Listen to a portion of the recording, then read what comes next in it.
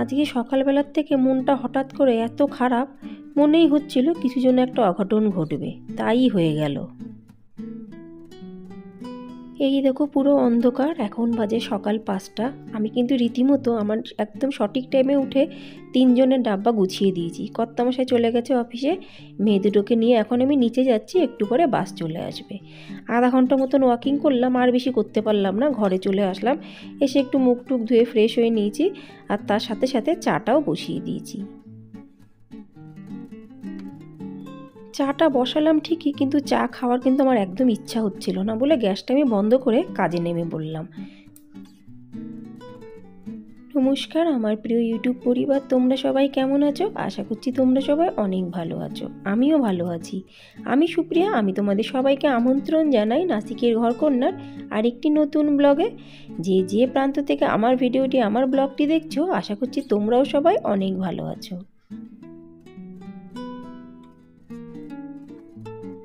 কেমন যেন যে লাগছে বন্ধুরা, আমার মনটা আমি না সেটা বলে বোঝাতে পারছি না, যেন ছটপট ছটপট হচ্ছে। কিছু যেন একটা হবে, কিছু যেন একটা অঘটন হবে, মাঝে মাঝে এরকম কিন্তু হয়। হওয়া মানে কিন্তু এটা একদমই ভালো লক্ষণ না। আমি শুধু ঠাকুরকে বারবার ডাকছি কোনো কিছু যেন খারাপ না হয়। মেয়ে দুটো স্কুলে গেছে, কত তাড়াতাড়ি চলে আসবে, আমি শুধু তাই ভাবছি যেন তাড়াতাড়ি চলে আসে। তাড়াতাড়ি কি আর আসবে? ওরা তো ঠিক ওদের সময়ই আসবে। আমার জন্য আজকে সময় একদম কাটছে না, কি করব কি না করব কিছুই বুঝছি না। তা যথারীতি ঝাড় দিচ্ছি, আজ যেন আমার ঝাড় দেওয়া শেষই হচ্ছে না, যেন ইচ্ছাই করছে না ঘর ঝাড় দিতে। মনে হচ্ছে কত দেরি জন্য আজকে লাগছে, কিন্তু ওই সেম ঘর, একই ঘর যেটা আমি প্রতিদিন ঝাড় দিই। অন্য অন্য দিন কত তাড়াতাড়ি হয়ে যায়, কিন্তু আজকের জন্য ঝাড় দেওয়া আমার শেষই হচ্ছে না। কিন্তু বন্ধুরা একটা কথা আমি বুঝে গেছি, যেহেতু আমি বাইরে থাকি, এখানে তো বলা দেখাশোনার কেউ নেই, নিজের বলতে কিন্তু কেউ নেই। আমরা এই 4টে মানুষ, আমরাই আমাদের নিজের। আমি, আমার কর্তামশাই, আমার 2 মেয়ে, না এখানে কোনো আত্মীয় স্বজন আছে না কেউ। এই পাড়া প্রতিবেশী বন্ধু বান্ধব এরাই কিন্তু নিজেদের আত্মীয় স্বজন হয়ে ওঠে। কিন্তু আজকে যে আমার যেরকম হচ্ছে, আমি কারোর সাথে বলতেও পারছি না। কেন, কি বলবো, কি হচ্ছে না হচ্ছে কাউকে বলে কিন্তু বোঝানো যায় না। মুখের মধ্যে মনের মধ্যে সমস্ত কথাবার্তা আটকে দিয়ে আমি কিন্তু আমার কাজ করে চলেছি একটানা। জানি যে তাড়াতাড়ি কাজ করতে হবে, তারপরে স্নান করব, পুজো দেবো, রান্না করব, মন্দিরে যাব, অনেক কাজ আজকে আমার। যেহেতু সপ্তাহে প্রত্যেকটা দিন মানে প্রতি একদিন আমি কিন্তু মন্দিরে যাই, মানে সপ্তাহে একটা দিন কিন্তু আমি মন্দিরে যাই। তা অনেক দিন যাওয়া হয়নি, আজকে আমি যাব। তো যথারীতি তাড়াতাড়ি এই এঁটো বাসনগুলো কিন্তু আমি মেজে নিচ্ছি। এগুলো কিন্তু সকালকার বাসন বন্ধুরা। ওই যে 3টে ডাব্বা বানাতে গিয়ে যতগুলো বাসন আমার এঁটো হয়েছে, সবগুলোই কিন্তু আমি সুন্দর করে মেজে নিচ্ছি। স্নান করা হয়ে গেছে, এবার কিন্তু আমি বসে গেছি পুজো দিতে।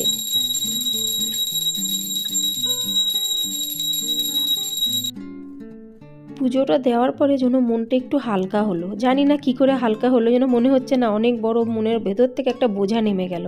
তারপরে যথারীতি চাটা বসিয়ে দিয়েছি, চাও হয়ে গেছে।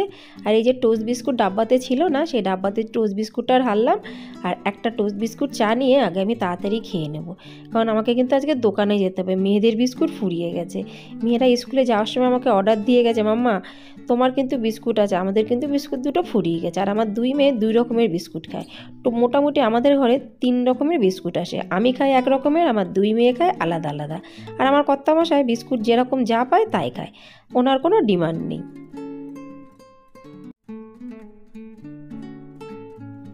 এবার আমার গুছানো হয়ে গেছে, আমি এবার যাচ্ছি মন্দিরের উদ্দেশ্যে, আর তার সাথে সাথে টুকিটাকি কিছু জিনিসও নিয়ে আসবো। তা যাওয়ার আগে আমি একটা জিনিস শুধু ভাবছি, আজকে সকালবেলার থেকে কেন আমার এরকম হচ্ছে। অন্য অন্য দিন সকালবেলায় বন্ধুরা আমি মোটামুটি 1 থেকে 2 জনের সাথে কিন্তু কথা বলি, বলি না বলা ভুল। আমার বাড়িতে কথা বলি, কোনো বন্ধুরা ফোন করলে কথা বলি। আজ কিন্তু কেউ আমাকে ফোনও করছে না, আর আমিও কিন্তু কাউকে ফোন করছি না। এখন বাজে মোটামুটি সকাল 10:30, আমি কিন্তু এখন পর্যন্ত কারোর সাথে কথা বলিনি, ফোন কিন্তু আসছে না। কেন যেটা হলো তাও কিন্তু জানি না, আমারও ইচ্ছাই হচ্ছিল না। তা যথারীতি আমি রেডি হয়ে গেছি, আমি এখন যাচ্ছি মন্দিরের উদ্দেশ্যে আর দোকানের উদ্দেশ্যে। মন্দিরে গেলে হয়তো মনটা আর একটু বেশি ভালো হয়ে যাবে। আর এই দেখো এখন আমি মন্দিরে যাচ্ছি, বাইরে কিন্তু বেশ ভালো রোদ্দুর বেরিয়েছে, ওই জন্য সোয়েটার চাদর কিছুই আমার নেওয়ার দরকার পড়লো না।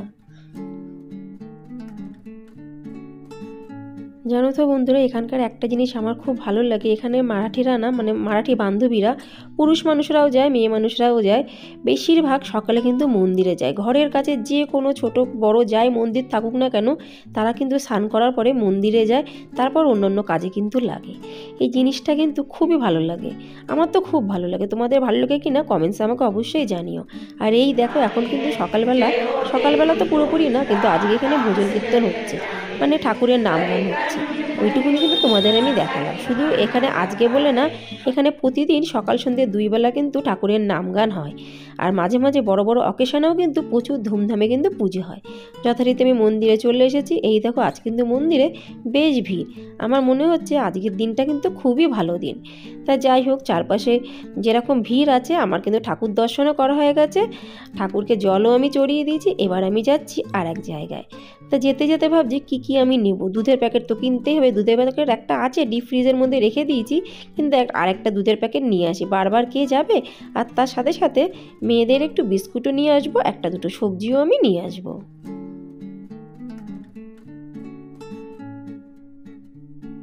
এসে গেছি আমি দোকানে, যথারীতি যা যা নেওয়ার মোটামুটি নিয়ে নিলাম। কিন্তু দেখো, দোকানে কিন্তু কেউ নেই, দোকানটা পুরো খালি। এখন আমি কার কাছে পয়সা দেবো? তো পাশে একটা দিদি বসা ছিল, দিদিকে বললাম, দিদি আমি কি করব? বলে ঠিক আছে, তুমি মনে মনে হিসাব রেখে দাও, বিকেলবেলা এসে টাকা দিয়ে যাও। আমি বললাম ঠিক আছে, যেহেতু দাদাটা পরিচিত আছে ওই জন্য অসুবিধা নেই, পরে দিয়ে যাবো। আর তারপরে সমস্ত জিনিস নিয়ে আমি বাড়ি চলে আসলাম। আর এই যে দুধের প্যাকেটটা এখানে রাখলাম, আর বিস্কুটগুলো আর সবজিগুলো আমি ফ্রিজে ঢুকিয়ে দিয়েছি। দুই মেয়ে কিন্তু এই 2 রকমের বিস্কুট খুব ভালো খায়। এবার আমি দুধের প্যাকেটটা কিন্তু সব সময় ধুই বন্ধুরা, দুধের প্যাকেট কিন্তু না ধুয়ে কোনো সময় কাটবে না। আর এই দেখো আজকে কি বিপদ হলো, দুধের প্যাকেট যেই কাটতে গেছি সাথে সাথে আমার হাতের থেকে দুধের প্যাকেটটা স্লিপ হয়ে পড়ে গেল। খানিকটা দুধ কিন্তু জামা কাপড়েও পড়েছে, আর যেটুকুনি বাচ্চা দুধ ছিল সব কিন্তু পড়ে গেছে, দেখতে পাচ্ছ। আমি বলছিলাম না সকালবেলার থেকে আমার মনটা কেমন হচ্ছে, মানে বোঝাই যায় সকালবেলার থেকে যদি আমাদের মানসিকতা অন্য রকমের হয়ে যায়, মনটার মধ্যে আনচান হয়, তার মানে হলো কিছুতে একটা ঘটবে। তা দুধটা পুরো পড়ে গেল। ফ্রিজের মধ্যে যে দুধটা ছিল সেটাকে আমি বের করে গরম করলাম। এটাই যদি আগে হওয়ার হতো তাহলে কিন্তু আমার দোকানে যাওয়ার দরকারই ছিল না। আমি ফ্রিজের ভেতরে দুধটা ভালো করে গলিয়ে, মানে এমনি নর্মাল জলের মধ্যে রেখে গলিয়ে কিন্তু আমি গরম করতে পারতাম, কিন্তু আমাকে যেতেই হতো বাইরে, মানে এটা আমার কপালে ছিল। এখন আমি লেগে পড়েছি পুরো ঘরটা, মানে রান্নাঘরটা মুছতে। কী পরিমাণে দুধ পড়ে গেছে। আর দুধ না আঠা কিন্তু, সহজে কিন্তু দুধ যায় না, দেখতে মনে হয় দুধ জলের মতন। দুধ যদি পড়ে যায় বন্ধুরা, দুধ পরিষ্কার করা অতটা সোজা না। তারপরে সার্ফের জল দিয়ে কিন্তু আমি রান্নাঘরটা মুছছি ভালো করে, নাহলে আঠার মতন কেমন চিপকা লাগে। আমরা যদি একটু ভালো করে লক্ষ্য করি, ভালো জিনিস হওয়ার আগে যেমন একটা সংকেত পাওয়া যায়, খারাপ জিনিস হওয়ার আগেও কিন্তু একটা সংকেত পাওয়া যায়। দুধটা পড়ে যাওয়ার পরে হঠাৎ করে আমার একটা বান্ধবীর ফোন আসলো। আমি ওকে বললাম এই ব্যাপার। বললো দুধ পড়া কিন্তু ভালো না, একটু খেয়াল রাখিস। আমি বললাম ঠিক আছে। তারপর আমি মাকে ফোন করলাম, মা বললো দুধ পড়া ভালো। এখন কার কথা বিশ্বাস করব বুঝতে পারছি না। আমার মা বলেছে মারটা বিশ্বাস করবো না বান্ধবীরটা বিশ্বাস করব। যাই হোক, মাকে বললাম, মা আমার না সকাল থেকে মনটা খারাপ। বলে তুই একা একা ওখানে থাকিস, বেশি চিন্তা করিস, ওই জন্য তোর মনটা খারাপ। তুই তাড়াতাড়ি রান্নাবান্না করে নে, তোর মেয়েদের কিন্তু আসার সময় হয়ে গেছে। ওই জন্য আমি বসে পড়লাম রান্না করতে। তাই ভাবছি রান্না কি করব। কুমড়ো বের করেছি, কুমড়ো তো মেয়েরা পছন্দ করে না, তবুও কুমড়োটা দেওয়াটা ভালো। কেন কি বাচ্চাদের জন্য না মিষ্টি কুমড়োটা খুবই ভালো। তো একটু মিষ্টি কুমড়ো মিষ্টি করে সবজি বানাচ্ছি, আর তার সাথে রুটি বানাবো। রুটি না বন্ধুরা, একটু পরোটা বানাবো। তা পরোটার সাথে কিন্তু কুমড়োর তরকারি খারাপ লাগে না, ভালোই বেশ লাগে। আর যে আমি রান্না করছি তখন আর একটা বান্ধবীর আমার ফোন আসলো। আমি বললাম কি সারা সকাল দিয়ে ফোনে কথা নেই, এখন হঠাৎ একের পর এক ফোন আসছে। বলে না আমি একটু ব্যস্ত ছিলাম, ওই জন্য তোকে করতে পারিনি। তা তরকারি রান্না করতে করতে আমার মনে হলো কালকের একটু সয়াবিনের তরকারি ছিল, সেটাকে গরম করে রেখে দিই। তা সয়াবিনের তরকারিটা আমি গরম করে রেখে দিচ্ছি, কিন্তু কুমড়োর তরকারিটা কিন্তু এখনও করিনি। এই কুমড়োর তরকারিটা আমি এখন বসালাম। আর আটা তো আমার মাখা হয়েই গেছে, মেয়েরা আসলে গরম গরম পরোটা করে দেবো। যথারীতি কিন্তু আমার রান্নাবান্না সব শেষ। আর জানো তো বন্ধুরা, এখন কটা বাজে? মোটামুটি 3টে বাজতে এসেছে। চিন্তা করো, এইটুকুনি আজকে কাজ করতে আমার আজকে সারা দিন চলে যাচ্ছে। মানে আমি এমন হচ্ছে যেন আমার কাজ করা এগাচ্ছেই না। অন্য সময় এই দিনের মধ্যে আমার কত কাজ করা হয়ে যায় এই সময়ের মধ্যে, কিন্তু আজকে যেন আমার হাত পা চলছে না। কিছু তো একটা হবে, কিছু তো একটা হবে, বারবার আমার মনের মধ্যে এই কথাটাই আসছে।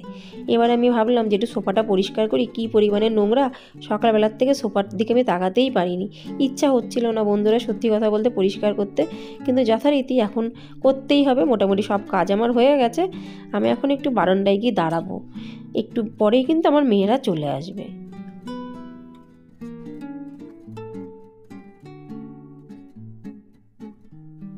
তোমাদের আমি বলছিলাম না আজকে কিছু একটা হবে, কিছু একটা হবে। স্কুলের থেকে ফোন এসছে, আমার বড় মেয়েটি অনেকবার বমি করেছে, ওকে স্কুলের থেকে পাঠিয়ে দিয়েছে, ছোটো মেয়েটিও চলে এসেছে। তা আমার কর্তামশাইকে আমি ডেকেছি যে তাড়াতাড়ি আসো, ডাক্তারের কাছে যেতে হবে। আমরা এখন বেরিয়ে পড়েছি হসপিটালের উদ্দেশ্যে। কেন এরকম ওর বারবার বমি হয়? কিছুদিন আগেও কিন্তু আমার বড় মেয়েটি বমি করেছিল, ওর পেটের মধ্যে ব্যথা করছিল, কিছুতে একটা প্রবলেম হচ্ছে, ইনফেকশন হতে পারে পেটে।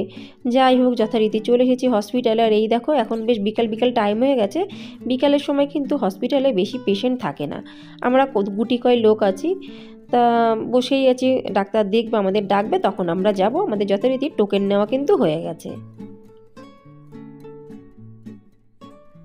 ডাক্তার দেখানো হয়ে গেছে, কিছু তো মেডিসিন দিয়েছে আমার বড় মেয়েটিকে খাওয়ার জন্য, আর কিছু টেস্টও করতে দিয়েছে, কিন্তু টেস্ট কি করে এখন করব, এখন তো বিকেলবেলা হতে আসলো। আমি বললাম আজকে তো হবে না, 2-3 দিন পরে এসে টেস্ট করিয়ে যাব। আর এই যে এখন খিদে পেয়ে গেছে সবার, ঢুকে গেল মিষ্টির দোকানে। মিষ্টি তো সহজে পাওয়া যায় না, আর এখানটাতে কিন্তু এই মিষ্টির দোকানটা খুব চলে, তাই 3 জনে মিলে বসে পড়েছে সিঙ্গারা খেতে। মানে 2টো সিঙ্গারা নিয়েছে, এখানে কিন্তু সিঙ্গারার প্রচণ্ড দাম। এই যে দোকানটাতে একটা সিঙ্গারার দাম মোটামুটি 22 টাকা। তা যাই হোক বন্ধুরা, আমার মনটা তো ভালো লাগছে না, কিছু আর করার নেই, সব কিছু উপরওয়ালার উপরেই ছেড়ে দিতে হয়। সন্ধ্যা পুরোপুরি হয়ে গেছে, বাড়ি এসে গেছি, বাড়ি এসে গিয়ে সন্ধ্যা আরতি দেওয়া কিন্তু আমি শুরু করে দিয়েছি। তো আজকে এই পর্যন্তই বন্ধুরা আমার ব্লগটি যদি তোমাদের ভালো লাগে অবশ্যই লাইক, সাবস্ক্রাইব, শেয়ার, কমেন্টস করতে কিন্তু একদমই ভুলো না। আবার তোমাদের সঙ্গে দেখা হবে আমার পরবর্তী ব্লগে। ততক্ষণের জন্য নমস্কার বন্ধুরা, নমস্কার।